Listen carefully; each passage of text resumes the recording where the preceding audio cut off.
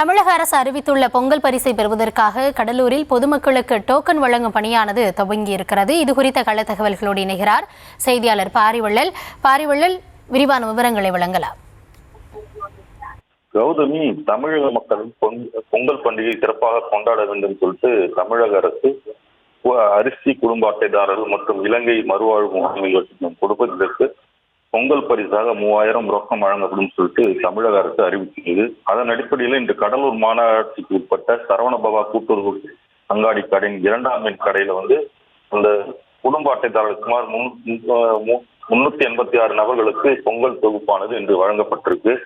இந்த பொங்கல் தொகுப்புல பாத்தீங்கன்னா 1 கிலோ பச்சரிசி, 1 கிலோ வெல்லம், ஒரு கரும்பு இன்று வழங்கப்படும் சொல்லிட்டு தமிழக அரசு அறிவித்திருந்தது. அதன்படி கடலூர் மாவட்டத்தில் மொத்தம் 7,85,994 குடும்ப அட்டைதாரர்கள் இருக்கிறாங்க. இவர்கள் அனைவருக்கும் இன்று டோக்கனானது வழங்கப்பட்டிருக்கு.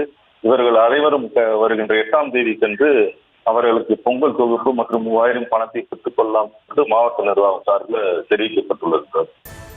விவரங்களுக்கு நன்றி பாரிவள்ளல்.